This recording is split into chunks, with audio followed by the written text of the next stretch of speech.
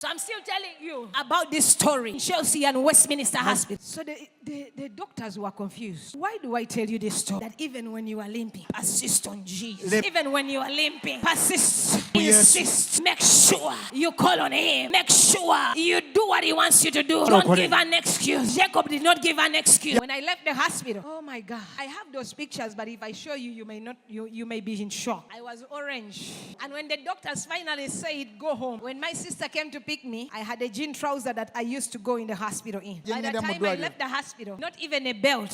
I said not even a belt could hold that jean trouser on me. I had lost so much weight. So imagine. But in London, cars are not everywhere. People don't own cars all the time. It is not a need, it's a luxury. Because the British Council built a system where if the train doesn't get you to the door, the bus will get you to the door. And I was living in central London, for those of you who know London. Chelsea is a very rich area. So you know what? When I left the hospital, my sister picked me up. That was a Saturday. I went home like this. We are walking home, and she is quiet because she doesn't believe I've walked out of hospital. Later, she told me that one of my sisters in London called her and told her, "You're very stupid. Why did you bring that girl to London? Did you not know that she had some health issues?" She had no words. So she could not believe she was walking me home. That was a Saturday. Stubborn me. Sunday morning, I woke up. I crawled out of bed. And I told my sister, I will be back. I am going to church. Now, the church I used to attend in London, I used to go from central London to one of the very poorest boroughs in London. Today, it's not a poor borough anymore. I used to attend Kingsway International Christian Center, which is pastored by Matthew Ashimolo. It was the only church I would feel and sense the fire of God. So it felt like you traveled from Mbarara to Gulu.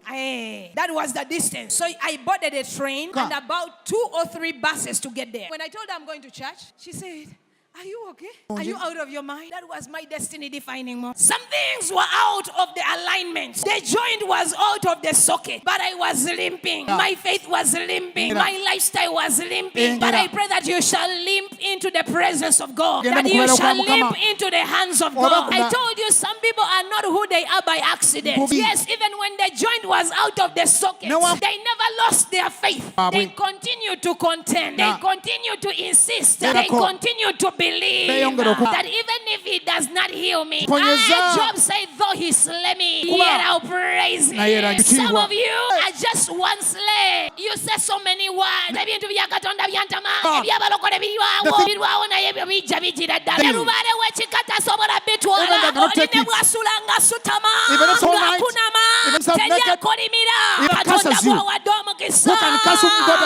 rise to your feet and say, I am blessed. I cannot be cast. I am blessed. I cannot be cast.